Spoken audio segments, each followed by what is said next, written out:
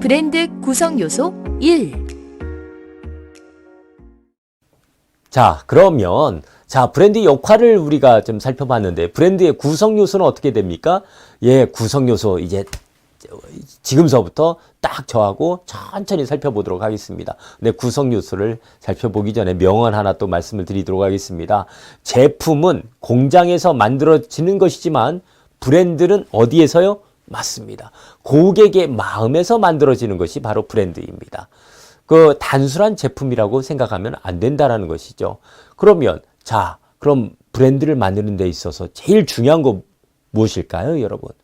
그렇죠. 사람도 이름이 제일 중요하듯이 브랜드도 이름이 제일 중요합니다. 그래서 브랜드의 가장 본질적인 요소는 바로 브랜드 네임입니다. 그런데 이러한 그 네임, 브랜드 네임이 무엇을 그 소비자한테 인식을 시킬까요? 네, 가치를 인식을 시키는 겁니다. 그래서 제조자가 의도하는 지침에 따라서 생산된 영역이고 생성된 단어가 바로 브랜드 네임이고, 그리고 이것이 브랜드 마케팅의 영역입니다. 이렇게 생성이 된 브랜드 네임이 생산자들이 의도하는 이미지들이 있겠죠. 그걸 소비자들이 경험할 수 있도록 유도하는 것입니다. 만약에 그 소비자가 그 제품을 쓰고 나서도 일정 기간 동안도 그 이름을 잘 기억을 못 해낸다. 그러면 브랜드 인식도가 거의 없다라고 볼 수가 있겠죠. 그래서 브랜드 네임이라는 것은 언어적 측면에서 하나의 고유 명사인데요. 인식이 잘 안 되는 브랜드 네임은 마케팅 측면에서 보자면 효용성을 상실한 브랜드 네임이다 라고 말을 할 수가 있겠습니다. 그러면 어떻게 해야 된다는 것입니까? 네. 소비자 관점의 기초 연구를 충실히 해줘야 된다는 것입니다. 그러니까 처음에는 브랜드 네임 한두 개 가지고 선택하는 것이 아니고요. 기초 연구를 충실히 하면서 수백 개를 만들어 봐야 되는 것입니다. 그리고 나서 이 컨셉에 맞는 이름들을 또 수십 개를 추려내고 또 발음이 또 어려운 것들, 그런 것들을 사용하면 안 된다는 것입니다. 또 타사 브랜드명과 유사하다. 이러면은 나의 독특한 네임이 형성이 안 되잖아요. 그런 것들 쓰면 안 되는 것이고요. 더 중요한 거, 법적 문제가 없어야 된다는 것입니다. 또 나중에 말씀을 드리겠지만 이제 브랜드가 소비자들의 마음속에 어디에 위치해 있는지를 보는 브랜드 포지셔닝 맵이 있는데요. 그런 맵에서 위치해 있는 그러한 공간과 그 전략과 브랜드 네임은 일치해야 된다는 것입니다. 그런 것들을 명확하게 살피고 소비자 조사를 해 줘야 된다는 것이고요. 국제적으로도 또 해외에 우리가 특허를 걸 수가 있겠죠. 상표 등록. 그럴 경우를 대비해서 국제법률조사도 게을리하면 안 되는 것이죠. 그리고 나서 최종적으로 결정을 하는 것이기 때문에 이 브랜드 네임 하나 하는 것이 그렇게 쉬운 것이 아닙니다. 보통 한 6개월에서 1년 정도 걸린다. 그런 과정들이 있다라는 거 여러분 아셨으면 좋겠습니다. 네, 그래서 브랜드 네임은 제일 쉽게 발음하기 좋아야 된다. 또 기억하기 아주 쉬워야 됩니다. 또 사용하기도 좋아야 되는 것입니다. 예전에 우리 김혜자 선생님 광고하시던 그 광고 모델로 나오셨던 다시다 기억하시죠? 다시다 모르는 사람들 없죠. 그런데 발음을 해보니까 어떻습니까? 아주 쉽죠. 그래서 그때 홍보를 이렇게 하셨던 것으로 기억을 하는데요. 다시다는 우리 입맛에 딱 맞는 쇠고기 국물 맛이에요 라고 했던 거 제가 기억을 하는데 아주 그렇게 쉬워야 되고 정감이 있어야 된다는 것입니다. 또 반복해서 부르기가 용이해야 된다. 네, 발음이 쉬워야 된다고 말씀을 드렸는데 기억 속에서도 쉬워야 됩니다. 여러분 예전에 있었던 우리 차 코란도라고 기억하십니까? 아직도 코란도라는 이름으로 쌍용에서 나오고 있습니다. 그래서 이 코란도는 그 미국 회사하고 합작으로 이제 신진 자동차라는 데가 공동 투자해서 만들어졌는데요. 그 예전에 우리 한국에 이제 지프차 판매 부진이 되고 있으면서 이 신진 자동차가 83년도에 한국인은 할 수 있다. 코리안 캔 두에 썼다 와가지고 코란도라고 이름을 쓰게 됐는데 그것이 지금 코란도라는 이제 자동차가 국내뿐 아니라 해외에 수출도 돼가지고 아주 지금 해외에서도 사랑을 받는 그런 자동차로서 브랜드 이미지가 각인이 되어 있다라는 것입니다. 이렇게 좀 쉽게 또 각인이 잘 될 수 있도록 기억하기 용이하게 만드는 것이 브랜드 네임 전략에서 가장 중요한 것 중에 하나입니다. 네, 그럼 브랜드 네임이 얼마나 중요한 것이냐? 1988년도에 필립 모리스라는 담배 회사 아시죠? 미국 식품회사 크래프트를 인수를 한 적이 있었습니다. 그때 이 필립 모리스가 한 말이 있었습니다. 그 회사에서 우리는 기업을 인수한 것이 아니라 크래프트라는 브랜드를 인수했다라고 말할 정도로 이 브랜드 네임의 중요성 상당히 크게 얘기했던 적이 있었습니다. 네, 그러면 여러분들도 브랜드 네임 잘 지으실 수 있으실까요? 네, 잘 지을 수 있습니다.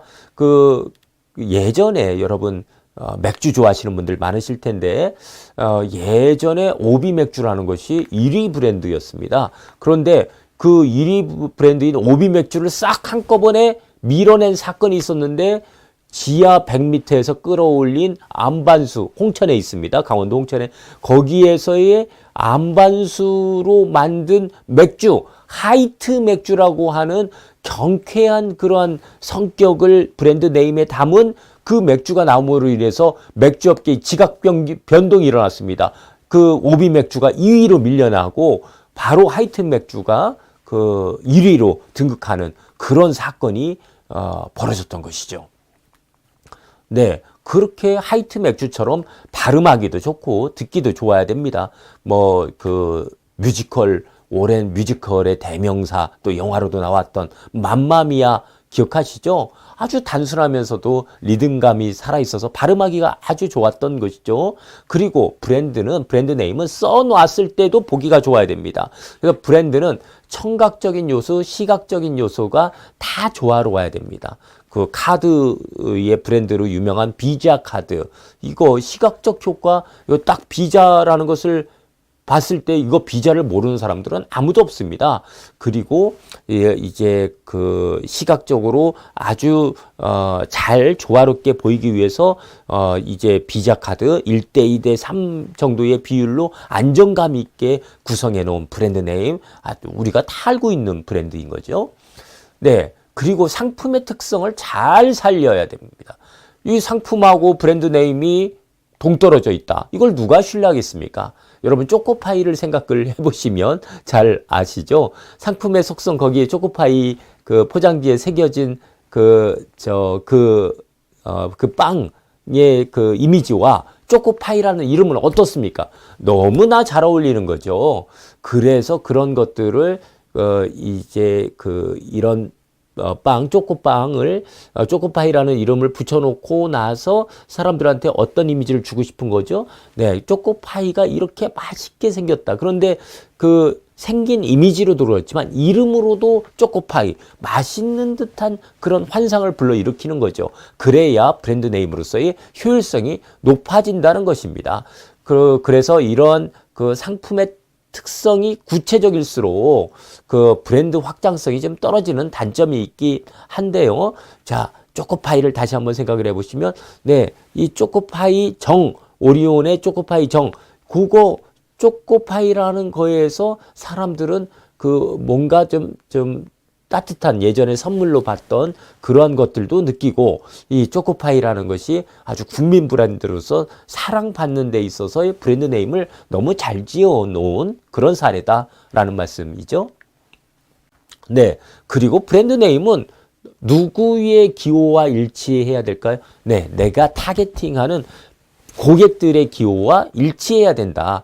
삼성에서 지펠 냉장고 나온 적이 있었죠. 그래서 삼성이 삼성 냉장고라는 브랜드 과감하게 걷어내고 처음에 저도 독일 냉장고인 줄 알았습니다. 지펠이라는 이름에서. 그래서 삼성이라는 로고도 안 붙이고 지펠만 붙였던 적이 있었습니다.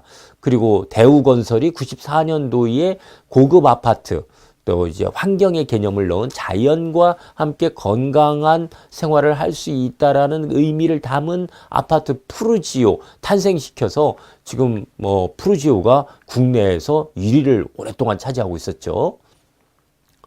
네, 그래서 결국 좋은 브랜드 네이밍은 친근해야 됩니다. 친근하지 않으면 효과가 많이 떨어지는 거죠. 애플을 생각해 보시면 여러분들 잘 아시죠? 두 음절로 아주 발음이 간단하고 지금 애플을 하면은 사과가 느껴지는 것이 아니라 애플이라는 기업이 느껴질 정도로 또 아주 인상적인데요. 거기에 애플의 그 로고는 사과 모양의 심볼이 아주 인상적이죠. 그 복잡하고 뭐 스마트폰 하면은 아주 딱딱할 것 같은데 애플이라는 기업 이름이 들어가 있어서 상당히 쉽게 느껴지는 그런 쉽게 다가갈 수 있는 그런 브랜드 네임이다라는 거 여러분 잘 알고 계시겠죠? 네, 예전에 그 보쌈집 뭐 지금 팔린 기업인데요. 놀부 보쌈. 아, 보쌈 또 부대찌개 상당히 유명했었죠. 그런데 그 이제 다른 프랜차이즈 점들에서는 외국계 이름들을 쓰기를 좋아했는데 놀부 보쌈은 그렇게 하지 않았습니다. 아주 우리가 잘 알고 있는 놀부라는 이름을 써가지고 스토리를 이제 창작한 사례로도 아주 유명한데요. 그런 것들도 좋은 브랜드로 잘 지었다라고 할 수가 있겠죠. 라면 전문점 이름 하나가 그놈이 라면이라는 라면 전문점 재미있게 아주 잘 지은 것 같아서 그런 위트 있는 브랜드 네임 사례도 여러분들께 하나 소개를 합니다. 네, 그래서 아까 말씀드렸죠. 좋은 브랜드를 지었으면 이 브랜드는 뭐라고요? 내 재산이다. 재산권입니다.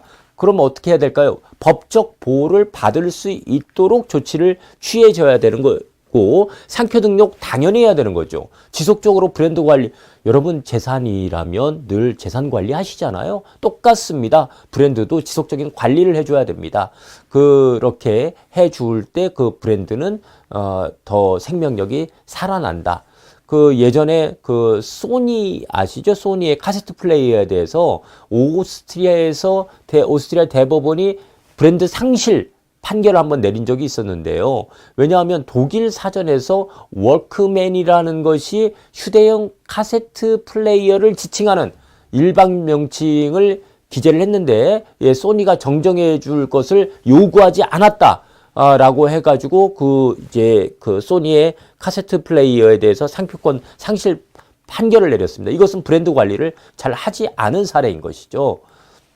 네, 그래서 그 브랜드 네임이 제일 중요하고요. 그 다음에 중요한 것이 무엇이죠? 로고입니다. 로고. 자, 로고가 무엇입니까? 브랜드 네임을 보다 사람들이 쉽게 기억할 수 있도록 시각적으로 디자인적으로 구성한 글자 형태가 바로 로고입니다. 그리고 나서 심벌이라는 것도 기억하시죠? 아, 브랜드 네임이 있고 로고가 있는데 로고는 시각적으로 디자인적으로 구성을 해서 읽을 수 있도록 해준 것이고요. 심벌은 글자에 나타나지 않는 그러한 이제 그림이라든지 상징을 별도로 만든 것입니다. 헬로키티를 생각을 해보시면 여러분들이 아주 쉽게 아실 수가 있는 것이죠. 헬로키티에서 그 영어로 쓴 헬로키티는 로고이고요. 그 고양이 이미지 있잖아요. 수염 이렇게 난 고양이 이미지는 바로 심벌이다. 이렇게 생각하시면 브랜드 네임, 로고, 심벌은 아주 쉽게 여러분들이 기억하실 수 있겠죠? 네, 로고는 융통성이 있어야 됩니다. 브랜드는 융통성이 있어야 됩니다. 또 비언어적인 그런 디자인적인 요소이기 때문에 그 시간을 초월해서도 새롭게 고객들이 느낄 수 있도록 해야 되고 이 다문화 국가에서도 글로벌 국가에서도 문화를 초월해서 널리 이렇게 통용될 수 있도록 이용될 수 있도록 해줘야 됩니다. 그래서 브랜드의 그 광범위한 제품을 포괄하는 그런 아이덴티티로 시각화하는 그런 수단으로서의 그런 융통성이 있어야 된다라는 것입니다. 네, 그리고 로고는 어때야 된다고요? 예, 좀 전체적으로 아주 구체적으로 하는 것이 아니라 로고는 약간의 추상성을 좀 가져줘야 됩니다. 그래서 추상적인 로고를 가질 때 왜요? 고객들이 상상할 수 있죠. 구글 같은 경우에도 맨 처음에는 우리가 좀 당황스러웠죠. 뭐 네이버와 다르게 구글이라는 거하고 검색창 하나만 딱 떠 있었죠. 그래서 오히려 그 심플함 때문에 좋아했던 사람들도 있습니다. 예, 그리고 로고라는 것은 조화가 잘 돼야 됩니다. 조화가 안 된 로고를 다 잘 됐다라고 말하는 사람은 없습니다. 예, 소비자가 로고와 심벌을 이제 인식을 딱 했을 때 실제 제품 브랜드와 제품과 브랜드가 같이 딱 떠올라 줘야 되는데 인식이 같이 안 떠오른다. 그런 부작용이 있는 경우도 있는데요. 그것은 잘못된 것이죠. 그래서 그 실제의 제품과 브랜드가 같이 떠오르는 그런 사례들, 그런 브랜드 로고 이런 것들이 잘 된 것이다라는 말씀드립니다. 네, 예전에 그 이제 브랜드 구성 요소에서 로고나 심볼을 잘못 써서 좀 일시적인 실패를 거뒀던 사례 중에 하나 KFC 있을 수 있습니다. KFC 원래 커넬 할아버지를 상당히 뚱뚱하게 많이 그려가지고 그 KFC 오는 사람들 어떻게 생각을 했겠습니까? 이거 KFC의 프라이드 치킨 먹으면 뚱뚱해지는 모양이다. 이렇게 오인을 해서 KFC가 한동안 매출이 적었던 적이 있었습니다. 그런데 어떻게 했다고요? 이 캐릭터를 좀 날씬하게 리뉴얼을 했더니 고객들이 더 늘어났더라라는 것입니다. 예전에 또 스타벅스 로고가 지금 현재의 로고가 아닙니다. 한 4-5번을 지금 계속 리뉴얼을 했었죠. 그러니까 옛날에 로고를 보시면 지금 스타벅스의 이런 캐릭터 인어죠.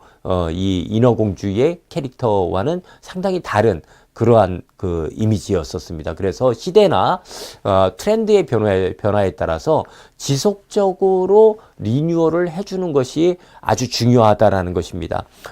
저한테 문의를 하시는 분들이 많은데 이게 로고 심벌 한번 정해놨으면 이거 변경 못하는 거 아닙니까? 아닙니다.